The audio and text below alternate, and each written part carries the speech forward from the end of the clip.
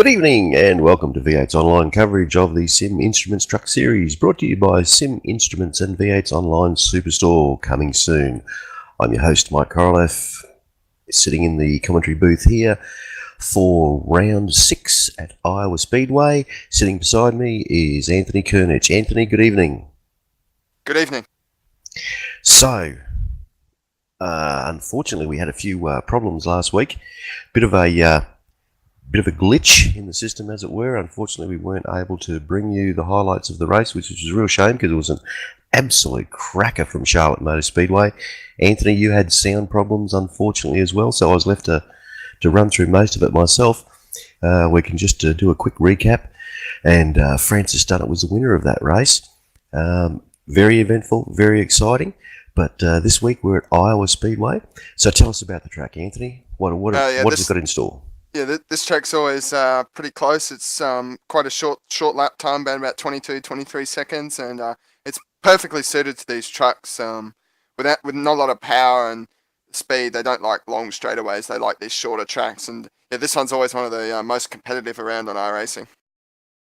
And a relatively short track, so it's going to be tight, close racing. And how do you think? Caution free, or is a caution on the card for tonight? Yeah, this place tends to lead itself to a lot of yellows. It's quite bumpy, so people tend to push up into each other, and if you touch the apron, you tend to spin around and cause a bit of chaos. So yeah, look for some yellows and a bit of pit strategy tonight. Don't want to speak too soon because at Phoenix, yeah, it almost went green, but here I would expect yellows. Absolutely. Well, we'll do a quick recap of the standings in the championship now. Francis Dunnett sitting out in front at 650 points. Obviously, with that win last week, moving him further ahead. The big one to fall down to 5th place is Jason Martin. He didn't compete last week. He's dropped down into 5th at 434 points. The movers coming up the leaderboard. Nathan Britton with a good 3rd place. And Luke Betts finished back in the order, around 6th, 7th, thereabouts. He's moved up into 3rd place with 463. Rob Hartley doing a great job. Not supported by any other drivers, just out there having a run for himself in the DCM car, moved himself up into 4th with a strong performance last week. Then we have, as I said, Jason Martin. Rob Lee moving down the order. He was a little bit troubled last week. He just struggled for sheer pace. I spoke to him after the race and he said, no, the boys, no problems with the truck. I was driving it as hard as I possibly could. The boys were just too darn quick. 7th position, Tony Autridge. He, again, last week had a great race up there with Francis Dunnett. Just couldn't quite get it done, but did a good job nonetheless. Ian Ford sitting in 8th, Michael Schreier 9th, Simon Walker 10th place, Jason Scandalera, Alison Topley, Timmy Foltz, Michael Ford, Jason Hardman, Mark Gibson, Timothy Jackson, Wayne Anderson, Paul Gorrell, and Anthony Collins round out the top 20 in the Australian Championship. So,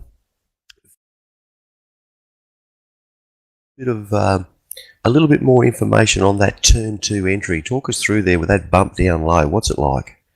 Yeah, it's a real nightmare in anything, really. It's right in the middle of the turn, and it's all the way across the track, and it tends to really unsettle the car, especially on restarts if you're on old tyres or late in the race. It's a real nightmare to get through there by itself. Can't imagine what it's like 3 or 4 wide if that does occur. Yeah, for sure. And getting on the power, if you just don't get it right in there, it can really upset the car, and that upsets obviously your speed, but quite often causes a lot of cautions, that's for sure. Now, the lanes here, some of the guys in the earlier race running the high line, running it in fast, so they're really launching into the corners, but certainly fraught with danger. How many lanes do you think we can expect guys to run tonight? Yeah, this track's you can run different lanes on each track, but the preferred line is sort of like right on the bottom in turn 1 and 2 next to the yellow line. And 3 and 4, most of the fast guys like riding up against the wall. You can sacrifice your entry to get a big run onto the straightaway, and that's where the speed comes. So it makes it quite difficult to pass, but you can use the bottom lane 2 and 3 and 4, but it's a little bit more difficult. Yeah, it's going to affect tyre life, certainly, if you're holding it down there low, isn't it? Especially a turn in with that scrubbing motion that you're going to get. The truck's going to push a little bit if you stay down there early, and just the weight of the truck, which is obviously going to affect them later in the race. So if we have some long green runs, I think it's going to be quite interesting myself. Yeah, tyres do tend to wear quite a bit here. The corners are quite long, and you're in them for a while. So yeah, they do take a punishing around here. So let's run through the grid order for you for tonight's race. Francis done it, no surprises there. Sitting up there with a 22.646. That's a pretty good time, really, overall, isn't it? Yeah, I think it's up near the top out of everyone that's done a lap. Oh yeah, it's also got some speed here. Sitting next to him on row 1 will be Jason Martin, so it's good to see him back. And good to see Timothy Jackson showing up there with a 22.7. That's pretty darn quick. Luke Betts, 22.7 as well. This is a good circuit for Luke. He's one of those guys that can certainly knows how to hold it together to get the lap in, but also he'll have good race strategy. So that's going to be fantastic out on the outside of row 2 to watch him. Inside of row 3, Simon Walker. Next to him, Keith Zarafa, which is good to see. Now, a bit unusual here, Anthony. Wayne Burke down with a 22.8. He's only 0.2 behind the leader, but unusual to see him down on the 4th row. Yeah, this track's really close because it's a short lap time and so the guys are quite close. Yeah, I think he's been suffering for some network errors as well, which is a bit of a shame. Now, Rob Hartley will start on the outside of him. Rob just had a pretty successful race in the earlier round, kept it relatively straight. Had a little bit of an incident early on, just running into the back of another Australian guy, which was a bit of a shame, you know. Those sort of things happen, I guess. But anyway, row 5, let's see, Matthew Barron, Jake Blackhall. Row 6, Hayden Pedersen, Michael Schreier. Row 7, Paul Agnew and Leonardo Morisawa. Jason Scandalera. That's unusual for Jason. He's usually a pretty quick runner, sitting back there in 15th. Dean O'Brien. Jay Kennedy, good to see him make a return to the track. He's been enjoying his racing a little bit more now that he's out of the commentary booth and off the pies. And Scotty Griffiths and Daniel Benefield will round out row 10. Yep, row 9, row 10. So that's a pretty good field, 19 cars. Yeah, I'm looking forward to this one. I think this is going to be pretty interesting.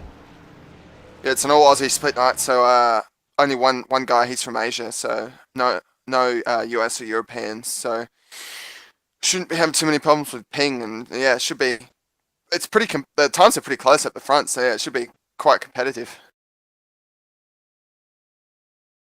Yeah, agreed. That's going to make for some good racing, I think. So, all right, let's look at the grid now as guys form up. Some nice paint schemes out there too, just quietly. Have a look at number 4, Luke Betts, with the all grey with the demi-dive entry. His teammate right in front of him, number 3, on row 2. And on the outside there, Luke Betts. Oh, sorry, my mistake. On the outside of row 2 is Luke Betts. And that entry, Jason Martin up the front with his No Fear entry. He's run that a few seasons now. Good looking paint scheme. Great painter that did that too, just quietly. Very, very much the unsung hero of the Australian painting community, I feel. And Francis done it. Sitting up there on row 1, just with a standard iRacing skin. And we'll wait for a start. They should be moving out onto the... There we go, starting to move out onto the circuit now. Yep. 2 pace laps here? Yeah, this track's short, so yeah, we've got 2 pace laps, so it's going to take a little bit longer for the guys to start the race, but it does give time for them to set up properly. Yep, absolutely. We're rolling out onto the circuit now, getting themselves all lined up. And it's surprising here, Wayne Burke, as I said, down in 7th position. Multi-21's certainly been up there with their drivers and so forth lately, and getting into racing as a team, doing a good job overall. It's surprising to see anybody just no multi-21 cars up the grid. Yeah, the qualifying times don't tend to play much into the race. The tyres and the times fall off. But long runs, you can be slow in qualifying, but come in during the race. Yeah, for sure. And we've got one of our own broadcasters' cars in there. Do I see Matthew Barron somewhere? I do. Position 9, 22.8. Let's see how he goes tonight. I'm sure Dynamic Sport will be keen and cheering him on in the background. And of course, Jay Kennedy will be bringing up the back there. So Good showing there from the Dynamic boys. So turn 1's going to be quite a nightmare here with almost a full grid approaching a very, very difficult entry. Very wide and very bumpy. Pace lights are out. Dunnett just rolls them around behind the pace car. It's in. Let's see when he goes. Looks like he's holding them a little bit He longer is, this time. and they're away. But he's decided to go on the green, so obviously makes a gains there. So we've got 3 wide already with Keith Zarafa and Wayne Burke. Wayne Burke again is 3 wide, so he's in the walls already. Oh, they're back at making some they're position. jostling in the pack. Oh, and he's still 3 wide, so he's been in the wars. Great start from him. He's carved through the field very well. Wayne Burke's made a good jump too, with Britton having a bit of a moment there and the cars blacking up behind him. Wayne Burke's jumped up to 3rd. Still 3 wide in the middle of the field. Tim Jackson's involved. Luke Betts. So quite close. So yeah, 3 wide already. So it's fast and frenetic. Rob Hartley's moved himself up there as well. Good to see. Just hold it down on the low line. On that low side, he's going to be Britton's even dropped back behind him. Going to be under pressure on the straight. So he does just get such a huge run coming up in turns. Matthew Barron moved himself up to 7 spots, so he's on a bit of a charge. I think he's benefited from that earlier kerfuffle and 3 wide with Nathan Dunnett certainly moving away. He just seems to be checking out, doesn't he? What are we on? Lap 3 already, and he's already got 0.3 of a second lead. So Barron's just crossed over on the straightaway, so he's trying to pass two in one straightaway here. So the top 4 seem to started to gap the field already. Good battle down the pack there, still running 2 wide, giving plenty of room. Oh, Barron. Oh, a little bit out of shape on the straight. That's going to put him under pressure. Certainly, Luke Bex gets underneath him. So 2x2 through the corner. So it's this is what this track is known for, both in real life and in our racing. It's side-by-side racing, specifically designed for it. So it's good to see it straight away. And really the top 4 there cleared out a little bit, but from Matthew Barron back, the next 6 to 8 cars, all very close, aren't they? Running 2 wide, a couple filing in behind, and Schreier's slow.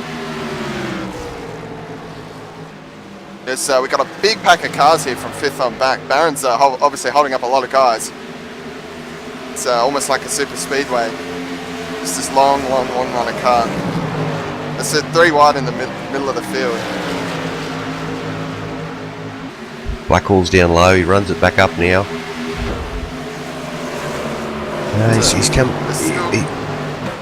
He's still looking to make the pass underneath Rob Hartley. Oh, that's not good. Barron's just cut up in front of Luke Betts. It's not going to go down very well.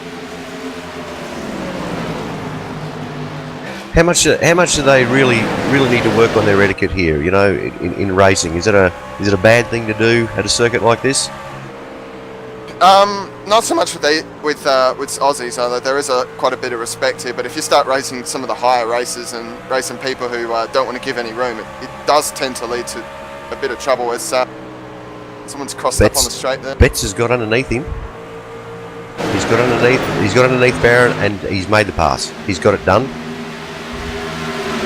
Should be interesting now because Barron underneath him dives into the corner. It probably won't pay off as Betts will get a run off the corner.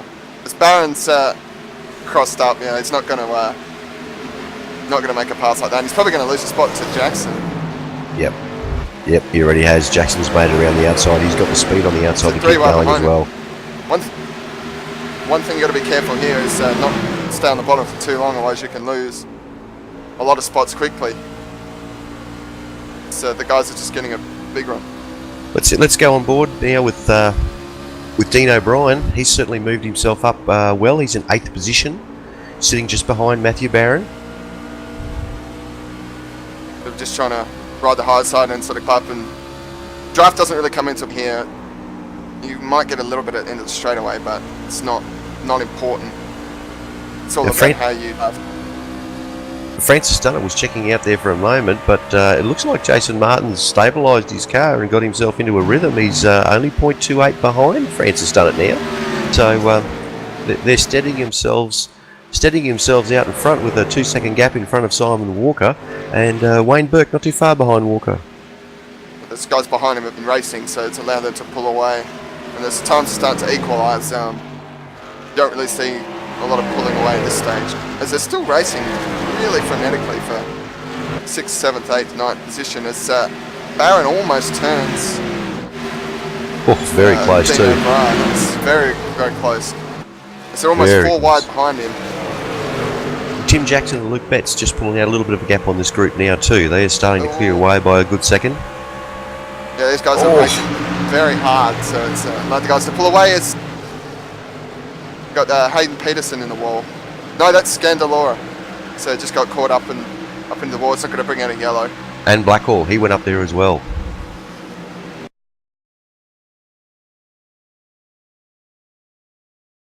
We'll just go to a bit of a replay there and have a look and on board with him and see how that all transpired. Oh, wow. Blackhall got into him, pushed him up into the wall. Bit of a shame for Jason. I hope he doesn't have any damage there. He seems to be keeping up well. The damage around here isn't too critical as long as you don't knock the toe out. Blackhall having a look underneath Barron now. It's sorry, Peterson. Hayden Peterson, my mistake. Turn 4. So going to fall right to almost to the rear of the field. I'm surprised we haven't seen yellow yet, considering how frenetic this racing is. Absolutely, Peterson and Barron are still arguing over the position. I'm watching Barron have a bit of a slide there. He's close to kissing the wall, but he's got the speed. Yeah, you got to be really careful that you don't slide up into the guy. Think you're clear and then slide up and get tagged. So he has made the pass then in turn 1. Barron has another wiggle. Still on for this lead here. Martin's still keeping up really well. 17 laps into 18 laps into a run. Dare I say it, we're still under green. And they're 3 seconds in front of third base, so it's probably going to be between those two unless there's some major catastrophe. I think Wayne Burke just clipped the wall coming out of 2 there too, just quietly. I saw a little bit of a jiggle. It could have been netcode. I know he's had problems, but Simon Walker now 2 seconds behind. The leaders, Wayne Burke 3.6, 3.9, so he's had a little bit of an incident against the wall. Doesn't seem to have slowed him too much, probably just knocked the time out for that lap, but yeah. So Tim Jackson's kissed the wall, but he's also got himself ahead of Luke Betts too, so those two teammates arguing for position. So it's still on at the back of the field. We've got 2 by 2 for P10. It's Paul Agnew's trying to do something alongside Hartley, not having a lot of success. I've got to ask a question. 3 wide. Mike Australia. So I got contact on the front straight away. Paul Agnew's been turned around by Rob Hartley. Caution is out. No one else is involved.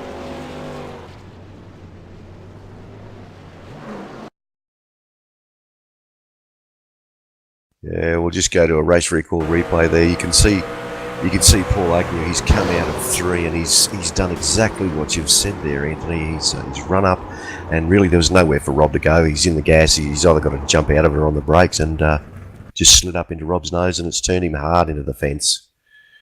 Yeah, big damage. Luckily there was only 2 of those involved. A couple of trucks at the back of the field almost got involved, but no, they got through it well. Those 2 obviously got extremely heavy damage, so they're going to be out of contention. Might have even blown their engine. Well, will we see some pit stops now, guys? Going to go in? Yes, everyone will be in. We've run 20 odd laps, and the times have fallen off over a second. So yeah, everyone will be in 4 tyres here. I think Rob Hartley's going to be in a little bit longer than that. There's a lot of damage on that car. Yeah, those 2 will be. Those 2 might even have a meatball flag, which means they will go a lap down. So. I'll tell you what. By the look of it, though, Paul Agnew actually hasn't come out of it too bad. It's certainly damaged and crumpled, and Yeah, it might be crabbing a little bit as he comes and rolls it into pit lane, but yeah, we'll see how long that takes to repair. He still might be able to get out and be relatively competitive. Actually, the damage from that wasn't too bad. No, they didn't hit the wall. Oh yeah, Rob Hartley did hit the rear and have front damage. So everyone's taking 4 tyres. I'm not surprised. Tyre wear's too big here to even consider 2. That looks like a status quo off pit road. No one really lost anything. Yeah, I'd say Dunnett and Martin have hit the marks perfectly. Simon Walker. Where's Simon Walker? What's he done? Wayne Burke's in 3rd place. Yeah, looks like Simon Walker might have sped on pit road there. Looks like he's let everyone through. Either that or he slipped past his pit stall. Yes, he overshot his pit stall. So had to back up, and that's cost him a lot of ground. That's cost him a lot, yeah. He's right down the back of the field now. So let's have a quick look as we go back for the recall. Let's have a quick look at our leaderboard. Francis Dunnett, while we're under caution, still leads Jason Martin. Wayne Burke taking advantage of Simon Walker's misfortune there, moved up into 3rd place. Tim Jackson still in 4th. He's moved. Everyone else has obviously moved forward, but he's still ahead of his teammate Luke Betts, Dean O'Brien, Jake Kennedy. Jake Kennedy's jumped up the order heaps. He must have only taken 2. Yeah, he's. Is that a good call? I don't know. It's considering how many laps we've run and how out of control this thing is on 2 tyres at this track, it's going to be a nightmare probably for him and for everyone behind him. But we'll see. He might play out, but I'm not going to be surprised if there's some trouble for that. Wow. Dean O'Brien, Jake Kennedy, both moved up 10 spots, so they're the highest movers in the race so far. I'm guessing part of that is because of the only taking 2 tyres, but nice move from Jake Kennedy.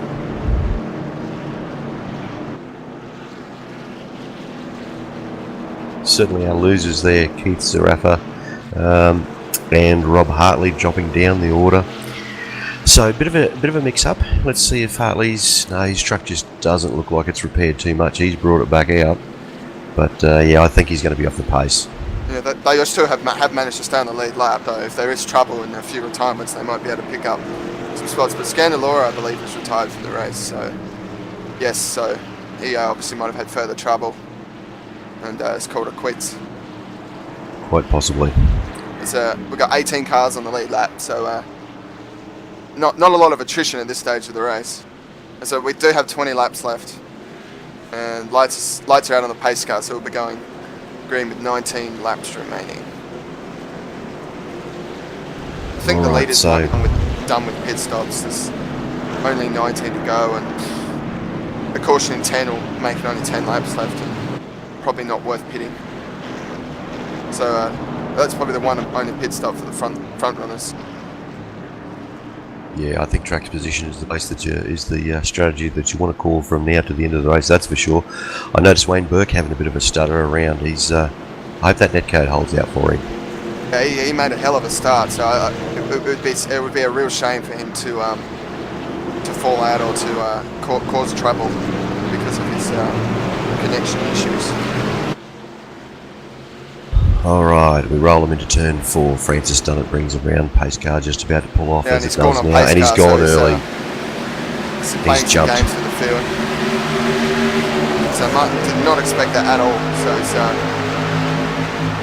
I want to see how these 2 tyres go here. He's held a position, but Burke's right on his tail and looking for a way through. And he's running 2 wide with Tim Jackson as well. Luke Betts follows them right behind, and Dean O'Brien is on their tail. But diving in really, really deep, trying to make something work. Tim Jackson. Oh, Jackson. A little bit out of shape, but no harm done.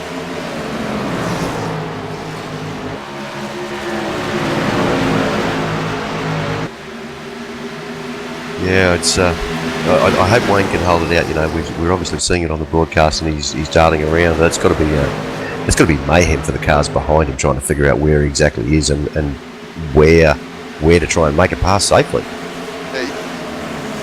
He doesn't seem to be blinking away. He's just walking around a bit. So As long as he just maintains that, it should be fine. So the two at the front are starting to pull away already, so confirming their speed.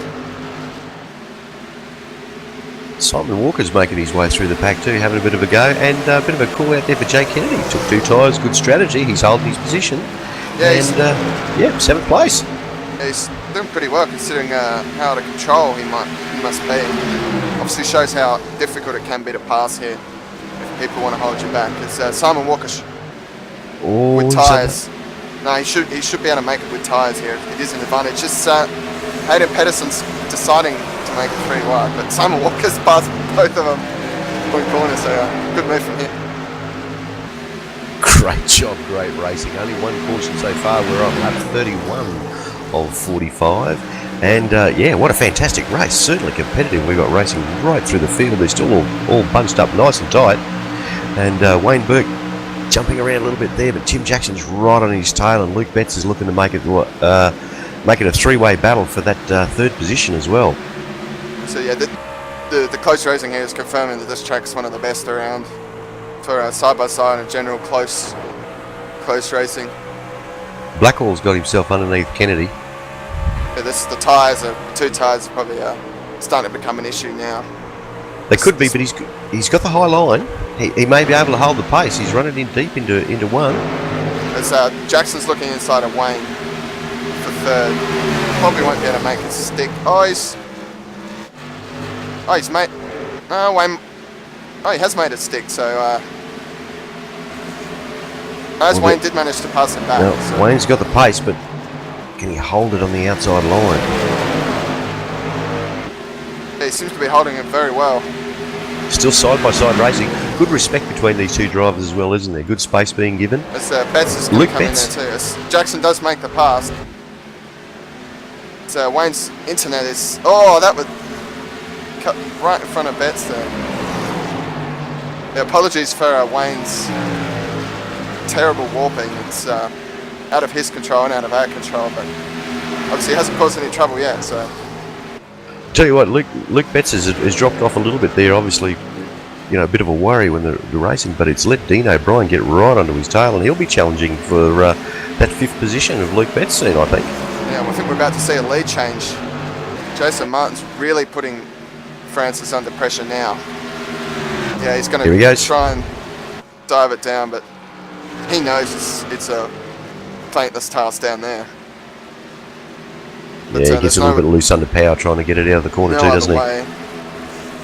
If that guy in front just holds the higher side and doesn't make any errors, it's virtually impossible to get past.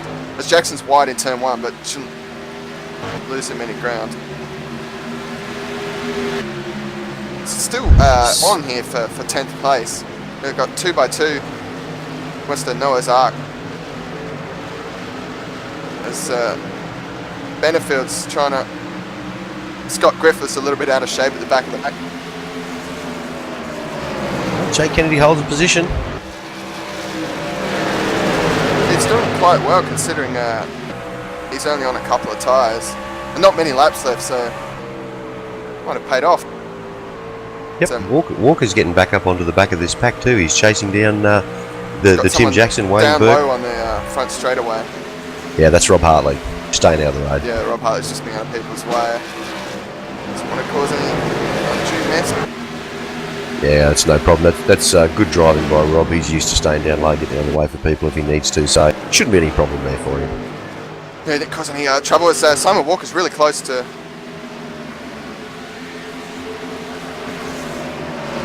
Peterson's certainly looking under O'Brien here. Yeah, O'Brien's really high. It's, does he make it? He's got it done. Betts is right on Wayne's arse now. A little bit of contact. Did he touch him? Yeah, a little bit of contact there. Oh, that's just got to be very hard, doesn't he? O'Brien has a look back underneath Peterson. Yeah, almost a big mess there. Those two got quite close. They've only got 5 laps remaining. There's not a lot of time to do anything. This lead battle is not over. This is going to go down to the last lap. As they are coming up on Michael Schreier. But shouldn't catch him before the end unless there's a speed advantage. That, As they're 2.5 seconds in front of the field, so as long as they don't touch, those two will sewn up the front spots. Jackson's cleared out a little bit too from Wayne Burke, with Luke Betts looking right at the tailgate, trying to get past. Matthew Barron, big out of shape moment for him. That's slayed up a couple of guys behind him. He's still battling hard down in that last pack, isn't it? Jay Kennedy's he's done a pretty good job, but he has slipped backwards, which is a bit of a shame. But he's done a good job to stay up there. Just in front of him, Daniel Benefield has made the pass. Matthew Barron.